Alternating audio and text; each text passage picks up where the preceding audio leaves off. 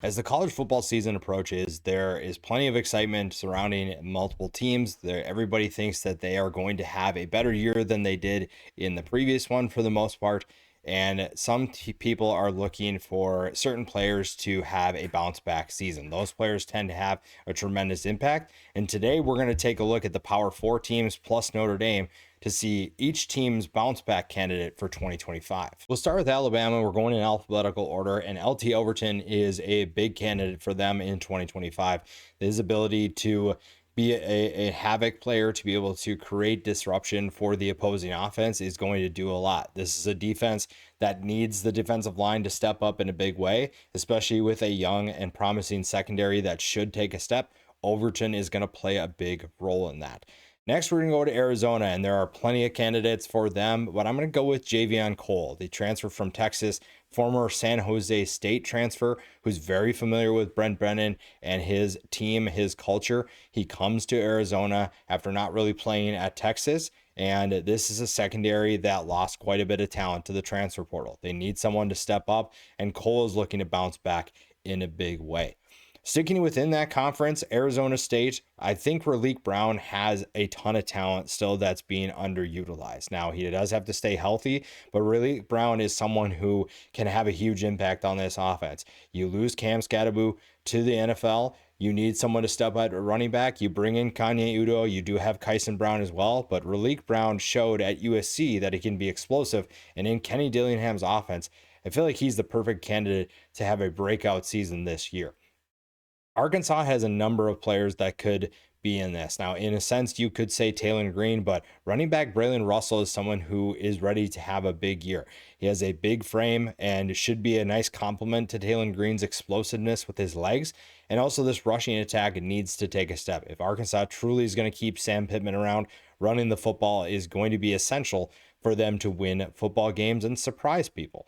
Staying in the SEC, Jackson Arnold is the biggest bounce back player for Auburn. And when you look at what he did at Oklahoma, some of his numbers aren't terrible by any means. And when you look at what this team needs from him, they need him to step up in a big way. And you give him an opportunity to potentially bounce back with this team. You have plenty of exciting talent around him. You have plenty of players that should give him plenty of comfort to be able to make some of those big plays, and the consistency should be there. You could say that he was in a tough spot at Arkansas, but at the same time, it's truly on him to get back that confidence that he lost at Oklahoma. I think he does that at Auburn, and it'll be fun to see how he plays in 2025. Kobe Prentice is someone who at Alabama, people expected some really exciting things, and those just didn't pan out. It didn't work. And now he comes to Baylor and joins a offense that is going to have a ton of success in 2025. Sawyer Robertson is one of the best quarterbacks in college football, and Prentice joins a wide receiver group that already features Ashton Hawkins and Josh Cameron. Those are two guys that are going to command most of the attention, and if Kobe Prentice can win a lot of his one-on-one matchups, Baylor's going to have a nice wide receiver 3 option, and they're going to have even more success than they anticipated this year.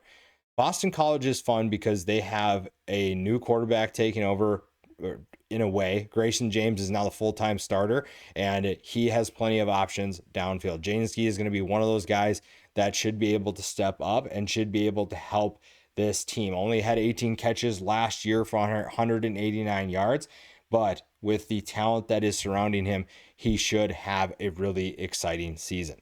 BYU is going to rely on their defense a little bit more at the beginning of the year with a quarterback transition, as they saw Jake Retzlaff hit the transfer portal and go to Tulane. McKay Hillstead takes over, but the defense has plenty of talent. And one of the guys that I think coming back from an injury, Siali Asura, is going to have a big year. When you play with Isaiah Glasker and Jack Kelly, you have talent around you, and that opens things up for players like Asura to play at a higher level. And we know that he has the talent. He obviously missed pretty much all of last year. He is someone that is going to have a big year because of the talent around him, but he's also someone that can show that he's one of the better linebackers on this team as well. Cal has another number of options. Bringing in LJ Johnson from SMU, I really like what he can bring to the table. This is a Cal team that lost a ton of talent at the running back position to the transfer portal. It was one of the weirdest mass exodus that we've seen in college football at a quick period of time. LJ Johnson coming in, along with others, should give them some stability. Johnson is an explosive player who was at Texas A&M, goes to SMU, and SMU just had such a crowded running back room that you don't almost really blame him for leaving because he wants his opportunity. Unfortunately, he's back in another crowded room, but he should be someone that's really fun to watch in this offense. They need a reliable running back. Cincinnati has a ton of breakout potential in 2025 as a team. Caleb Goody is someone who comes to this program from Colorado State, and he has big playability. 21 catches for 436 yards, averaged 20.8 yards per catch. Now, you could say, well, how is he going to bounce back? I think that he has the ability to bounce back in a big way and improve his production. I don't think last year was the best that he could do. He obviously was very efficient with his catches, but Colorado State also didn't have the offense they wanted. And this is a Cincinnati team that is expecting big things from quarterback Brendan Sorsby, and his wide receivers will play a huge role in that as well. Clemson has a lot of really good players. So how do you find a bounce back player? You actually have to go to the offensive line. And Colin Sadler is an extremely talented player. The thing is that he only played in 2 games last year. So that's how you bounce back. And I think people kind of forget bouncing back from an injury is definitely a way to bounce back. Colin Sadler is going to join an already talented offensive line. And if Clemson's offensive line plays at the level they're capable of, this is going to be a really exciting team. All the talent is there. Now they have a healthy O-line, a fully healthy O-line, and Colin Sadler will play a huge role in their success. Colorado is going through a transition as well. You know, you look at some of these teams, they're going through transitions, and this is a team that lost a number of talented players. You lose Shadur Sanders, you lose Travis Hunter, but this is a team that has a guy in Caden Salter that is set to have a bounce back year. You know, his time at Liberty was really good, and then he wanted to transfer to Auburn. Things didn't work out, and maybe that had something to do with his, I want to say, lack of production. He still threw for 1,800 yards and 15 touchdowns. So I think that he is someone that is just looking for a fresh start, and he will get that. Now, how much Julian Lewis plays might affect this, but I do believe that Caden Salter will have a breakout year for Colorado. Andrel Anthony is another guy that if he stays healthy, he has the talent to be extremely explosive. We just didn't see it last year. He played for Oklahoma for 1 game. And you look at what he could have done at Oklahoma, the Sooners really just got hit by the injury bug at this position. Andrel Anthony is one of those guys, but he is someone that has shown in his career that he has explosive ability. Just keeping him on the field is going to be Duke's biggest challenge for 2025. Florida has a number of players that fit this bounce back slot, but Eugene Wilson is going to be the biggest one. Just because you saw what he could do in his introduction to college football, really his nagging injuries have limited his abilities. Now he appears to have everything sorted out, and if the Dallas Wilson injury news is serious, a guy like Eugene Wilson is going to have to step up. Somebody has to get open for DJ Lagway, and Wilson has the skill set to be that reliable threat. Now, Florida State, you could say the entire team, but I'm going to go with Squirrel White. And Squirrel White is someone who kind of flies under the radar, comes in from Tennessee, a guy who has stuff to prove for sure. 34 catches last year for 381 yards isn't exactly incredible, but he has an opportunity in front of him to bounce back. It'll be fun to see how he can actually do that. Georgia is going to go with Colby Young. Colby Young is someone who off the field had plenty of issues, and now he's getting back to this offense, an offense that features a ton of talented players. You bring in Noah Thomas from Texas A&M, you bring in Zachariah Branch from USC. This is a wide receiver group that's going to make Gunnar Stockton's life a lot easier. And Colby Young, at his size and his abilities, if he's able to get back to where we expected him to be when he was at Miami and then also at Georgia, then this is going to be a special year for Georgia. Georgia Tech has plenty of exciting players coming back in 2025, but they bring in AJ Hoffler from Clemson to help their defensive line. And this was a Clemson defensive line that was loaded. And Hoffler's just looking to be more of a relevant player in a defense. Georgia Tech gives him that option, and it'll be fun to see how he performs with such a talented group. He goes and lines up opposite or on the same side as Jordan Vandenberg. So it'll be fun to see how those two pair up on this defensive line. Houston is another team that you could say has pretty much everybody that could bounce back, but we're going to go with Connor Wegman. Connor Wegman's time at Texas A&M was full of ups and downs. There's a lot of excitement about him coming to Texas A&M, and then obviously things kind of dipped for various different reasons. He hits the transfer portal and ultimately ends up at Houston. If Houston has success this year, Wegman is going to be a big reason why. He's taken his offseason conditioning very seriously, and he appears to be in a good position to make huge plays for a Houston team that desperately needs it on offense. Illinois, I think Caden Fegan is going to be a really fun player to watch as long as he stays healthy. I think we're seeing a lot of guys on this list that health is a big concern. This is a guy who has a massive frame, a very physical runner, and has won the running back spot the last couple of years. It's just that he got hurt. If he can stay healthy a full year, this is going to be an Illinois rushing attack that is one of the best in college football, and he'll play a big role in that. They do have good talent behind him, but if he stays healthy, he gives them the best chance for success. Indiana has a number of players that you could put on this list, but I'm going to go with Roman Hemby. Roman Hemby comes in from Maryland, had a good year 2 years ago, and had a decent year last year, but not the year that he wanted. He's looking to bounce back, and he joins an Indiana offense that a lot of people expect to be better this year than they were last year. And last year was super fun. You have a new quarterback in Fernando Mendoza. You have returning talent at wide receivers, makes the passing attack really good. So the rushing attack just has to do its part. Bringing in Roman Hemby was a huge get for this team, and it'll be fun to see how he competes in this offense. Iowa has a number of players that you could put into this. I'm going to go with Xavier Nwampa. This is a guy who has NFL potential. So you're wondering, why is he on the bounce back list? I want to get the hype back for what we thought about him a couple of years ago. This is a guy that everyone is super excited about. Things have kind of died down, so some of it's not really his fault. But I think that this year is the year he gets back on track. He gets back to being that guy that everyone's talking about on defense. And with Iowa's success in the secondary in terms of sending people to the NFL, he is next in line to do that. Sticking in the same state, the Iowa State linebackers took a number of hits last year, and injuries were definitely not their friend. Caleb Bacon is back, and he is one of multiple players at this position that are looking to stay healthy for an entire year. And with the defense they run, with the defense that they're going to put out on a weekly basis, they bring such a unique style. Having healthy linebackers is essential for them to have success. They have a good secondary. They have a defensive line that it's kind of going through a little bit of a transition, but having a guy like this back is going to be huge. Kansas, this one is very obvious. Jalon Daniels.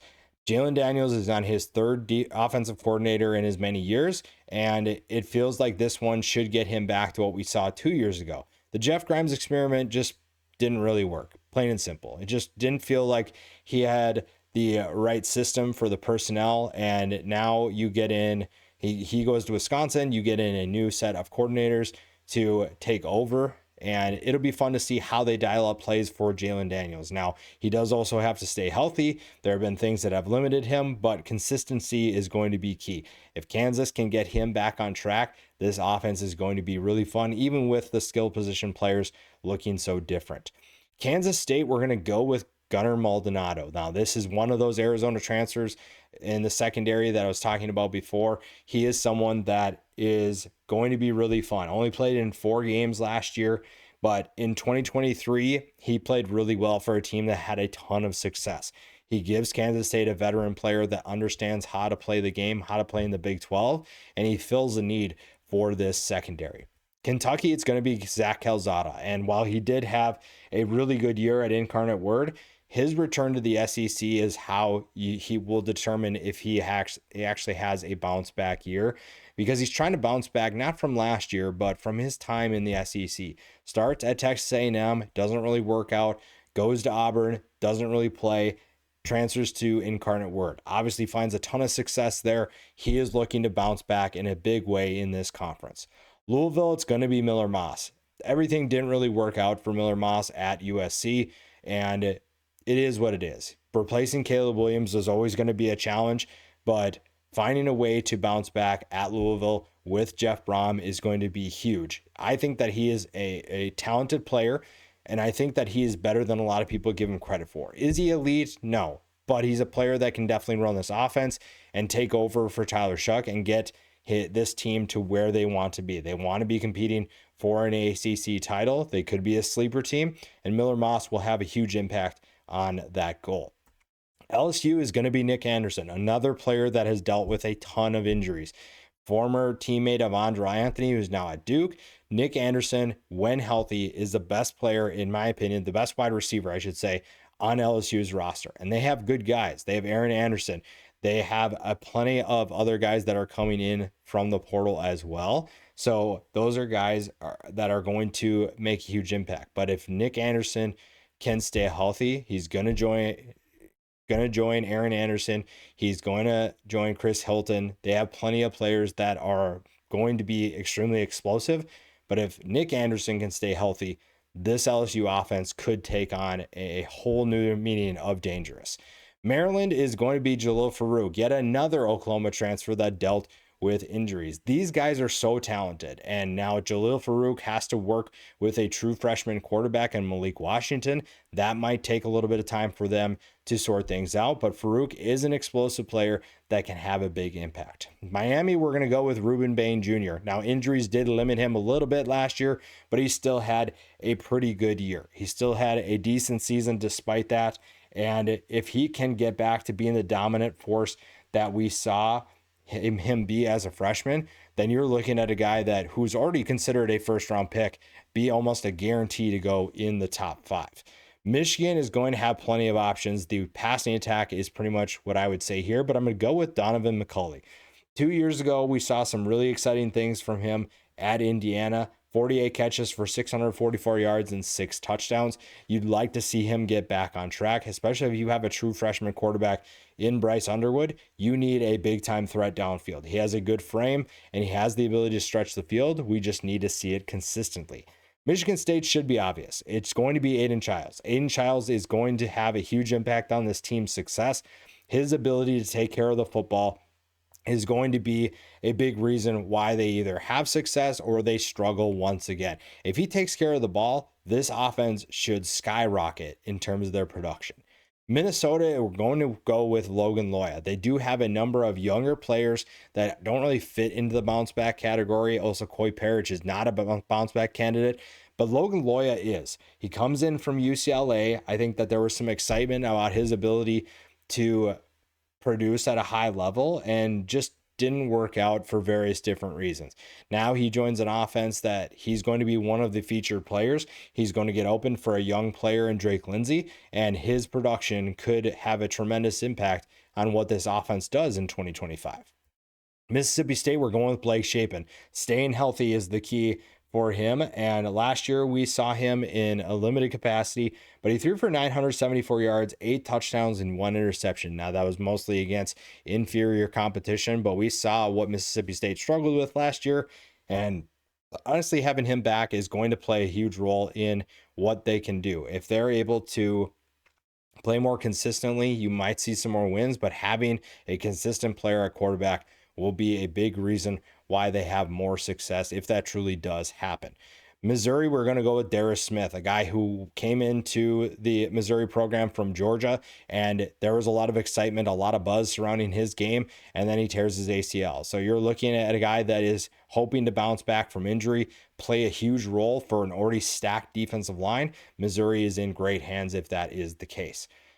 We're going to go to NC State next. Caden Fordham is a guy who we thought would have a big year. And while he did have a solid year of 48 tackles, 4 tackles for loss, he didn't meet the expectations that maybe he had him for himself, but the fan base had for him.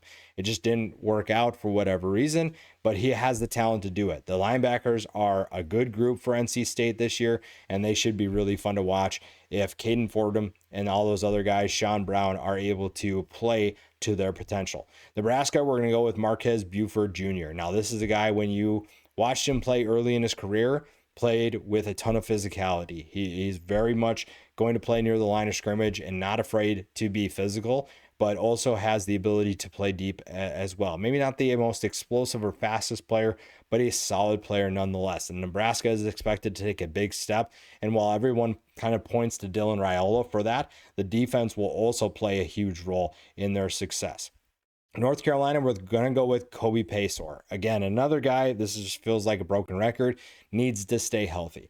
Has the talent to be an elite route runner, has the talent to get open for whoever the quarterback's going to be, whether it's Gio Lopez, whether it's Max Johnson, who I believe just got cleared to play.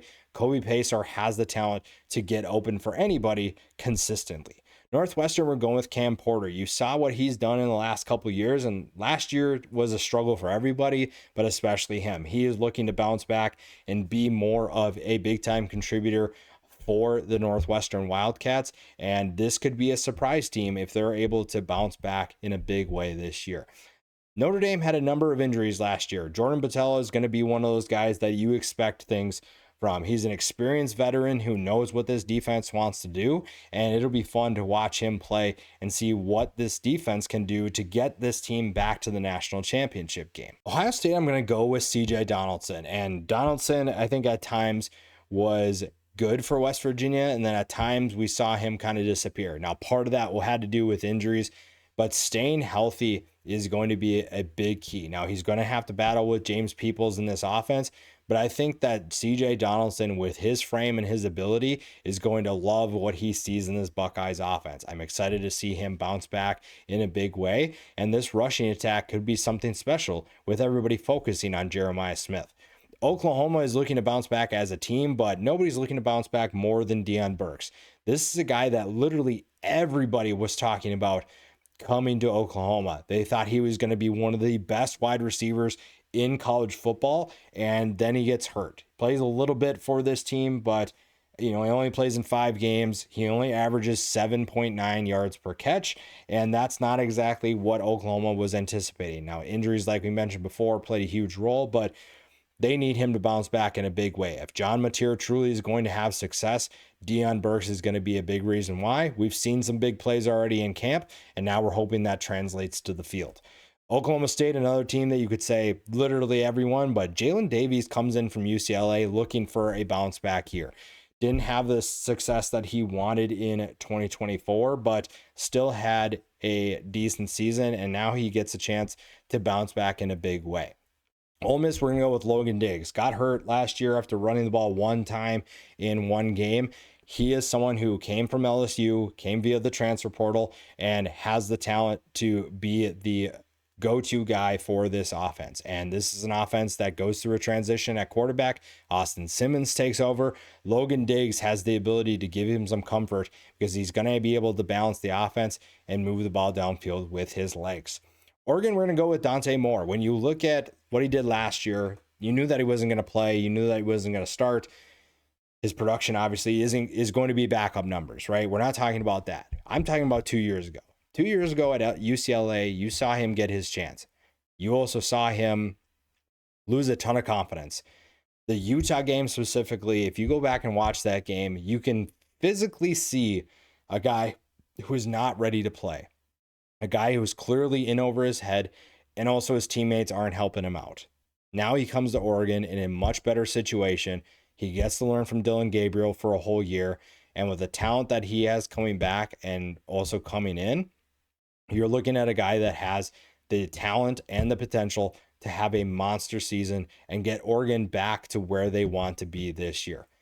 Penn State, we're going to go with Drew Allar. And I know you're probably wondering, this is a guy who had an incredible year, threw for over 3,300 yards and 24 touchdowns. So why is he in a bounce back candidates list? When you look at how he ended the season, there were some plays that I think Drew Allar would want back. He wanted to make different plays. That is the specific area that I'm looking for him to bounce back. I expect him to put up better numbers than he did last year. I expect him to make more plays than he did last year. But where I really want to see him bounce back this year is some of those decision making opportunities that he missed on. You look at how they ended their season. There was a stretch where he was playing really well. He was making big time throws, and then the season ends on a mistake for him. Now, it's not all on him, but if he truly can bounce back, and maybe this should just be the passing attack in general, it's going to be because he has better wide receivers and he's learned that he can make better decisions in certain moments, and he's learned from his mistakes. Truly, if Penn State wants to win, Drew Allar is going to be a big reason why. Eli Holstein for Pitt, kind of the same thing. You saw him get off to a hot start, and Pitt got off to a hot start with a 7-0 beginning of their season, and then they just crashed. You obviously want to see them avoid that this year, but I think Eli Holstein is going to be really fun. Threw for over 2,200 yards and 17 touchdowns. He also rushed for 328 yards and 3 more scores. So he definitely has some of that dual threat ability. It'll be fun to see him compete for Pitt once again. Purdue has a number of things to sort out, but I think Tony Grimes is going to be fun to watch. This is a guy who went to North Carolina and had a good freshman season. A lot of people thought he could be a potential first-round pick. Goes to Texas A&M, and things don't really work out. He then transfers to UNLV and has a pretty good year for the Rebels, and now he follows his coach to Purdue. Now, if he's able to compete in the Big Ten, you might see him get back into the NFL draft conversation, but he's a really fun player that could have a big impact on his new team. Rutgers, we're going to go with Cam Miller. Now, you could say that Ethan Kelly-McManus would be on this list, but I think that he had a good enough year where you're not really seeing it bounce back. It's more of a step forward. Cam Miller was on a talented Penn State secondary that didn't allow him to play as much as he wanted. Now he joins a Rutgers defense that needs help in the secondary, and I expect big things from him in 2025. SMU, we're going with TJ Harden, the former UCLA running back. Didn't quite have the season that he wanted in 2024, and now he joins an SMU rushing attack that will give him plenty of opportunities. He does have to replace Rashard Smith, and that's going to be tough. But at the same time, Harden has the talent to do that. Had 506 yards and 2 touchdowns last year for UCLA. He's also a good receiver that can make plays out of the backfield. We saw that with Smith last year with SMU, and Kevin Jennings is going to like what his new running back brings to the table.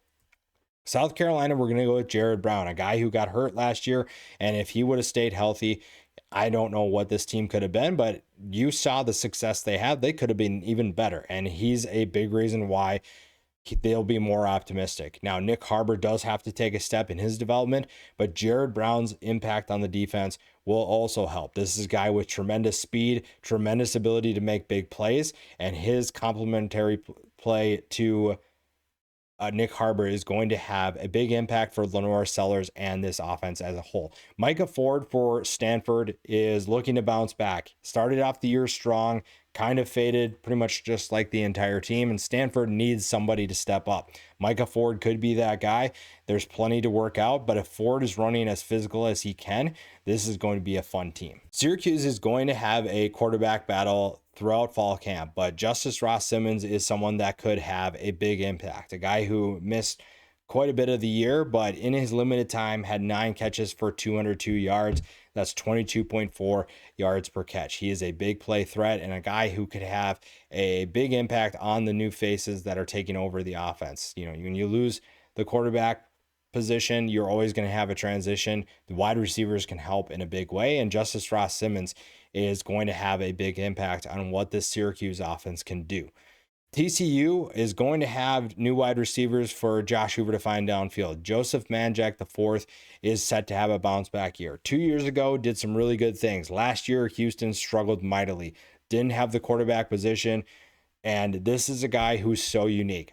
Doesn't wear any gloves when he plays, but has hands that are sticky. He has the ability to make big plays even without gloves, and he is someone that will make Josh Hoover's life a lot easier. Tennessee, I'm going to go with Chris Brazel II, a guy who comes in from Tulane 2 years ago, and there's heavy expectations on his ability to step up and compete.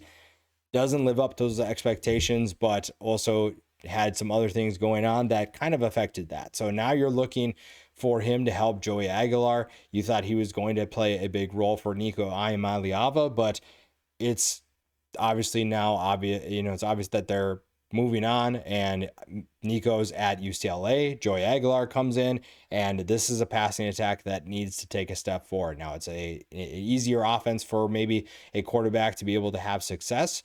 The wide receivers, though, have to do their part. Texas, we're going to go with CJ Baxter, a guy who was coming into the 2024 season RB1 for the Texas Longhorns. He gets injured, misses the entire year, and now he's back. He joins Contrevian Wisner, who benefited from Baxter's absence, and now they have a good 1-2 punch once again with those two guys coming back. So you feel really good about where this team can go and their ability to help Arch Manning and get to a potential national championship run. Texas A&M, we're going to go with Ruben Owens II, another guy that had some injuries that affected him. Only 16 carries last year for 66 yards. But this is a stacked Texas A&M rushing attack. The running backs are loaded. They have multiple guys that are going to be able to play a role. I think when you look at this group and what they can do, they're going to have a strong rushing attack to give Marcel Reed time to develop as a passer. Ruben Owens is going to play a big role in that. Texas Tech, we're going to go with Cole Wisniewski. Injured all of last year at NDSU, comes in to Texas Tech and is one of the big names that they got. Now, you're wondering, why is he a big name? He was a freshman All-American for NDSU, has a huge frame for a safety, and he is someone that's going to be a starter for this team. He's already making a big impact in practices, and he'll be fun to watch for a defense that's going to have a huge impact on with whether or not this team makes it to the college football playoff after everything that they spent on this roster. UCF, I'm going to go with Taven Jackson. The quarterback is coming in from Indiana, needed a new start, and joined Scott Frost's team. And this is a UCF team that might take some time to get back up to speed, but this is a team that also has certain players that could make that happen. Taven Jackson's ability to develop is going to have a huge impact because right now there's a lot of questions with the Knights offense. UCLA, we're going to go with Nico. Nico has stuff to prove, and whether or not you believe what he said about his situation, it doesn't really matter anymore. It's irrelevant. This is a guy who has to prove it. He has to prove that this truly was a move for his development, and then he also does have to develop. He has to show that he's taking things seriously and developing as a quarterback. And if UCLA finds that he is doing that, this team is going to have a really fun year. They played really well in the second half of the season after bouncing back from a tough first half, and Nico now adds to the excitement for their 2025 season. USC, we're going to go with Anthony Lucas. Only played in 7 games last year for the Trojans, and this is a defensive line that if they all play to their potential, they are going to be one of the best units in college football. Anthony Lucas came in from Texas A&M. He has the ability to be an NFL draft pick, and if he can stay healthy and stay on the field, he's just one of many guys that are going to have a big impact on the Trojans' success this year. Utah, we're going with Levani Damuni. Was injured all last year. The former Stanford transfer comes back and gives them a veteran presence. He's going to join Lander Barton at the linebacker position, and Utah's defense expects to be lights out once again. Vanderbilt was going with Trent Hudson. Things didn't work out at Mississippi State, only played it in 4 games. Vanderbilt truly feels like he has big playability that's going to help their passing attack. They have some experienced players, but they also bring in Trent Hudson to hopefully stretch the field. Virginia, we're going to go with Devin Neal. Now, this is not Kansas running back Devin Neal. This is former Louisville transfer and safety Devin Neal. He is a veteran that has played with the Cardinals for a while. He understands how to compete at a high level, and Virginia did a lot of good things this offseason. Bringing Neal into their secondary was one of them. Virginia Tech, we're going with Kyron Drones. Now, Philip Montgomery has a lot of work to do if he wants to get Drones to the play at the level that they need him to. And if he does, this will be a fun year. Virginia Tech desperately needs a solid season. And if they're able to do that, it's going to give us one of the best traditions in college football, even more importance. And Kyron Drones is going to be one of the better quarterbacks that we see in this conference. Wake Forest has a number of guys. Deshaun Purdy is going to be someone that I think we need to watch. Now, the quarterback battle is not settled yet, but Purdy has the talent to be an electric playmaker. I really like what he could do in Jake Dickert's offense, and his success could have a huge impact on this team. Washington, we're going with Takario Davis. And it's not that he struggled by any means, but Arizona did not have a ton of success last year. And Takario Davis went from a guy who a lot of people were extremely excited about to kind of just forgotten in a way. Now he reunites with Jed Fish in this defense. You're going to look at a guy that has a massive frame. He's going to be lined up opposite of another guy with a massive frame. And Washington has two of the biggest cornerbacks and probably has the biggest cornerback duo in college football. Takario Davis has a big opportunity in front of him to help Washington potentially make a playoff run, but also get his draft stock back to where he wants it to be. West Virginia, we're going with Jalen Knighton. Now, injuries played a role last year, only played in 2 games for SMU, has the explosive ability to make big plays. And West Virginia is kind of giving you some of the vibes that we saw back when Pat White was running the show. And the running backs were a big reason why. Jalen Knighton could help get West Virginia back on track sooner than expected.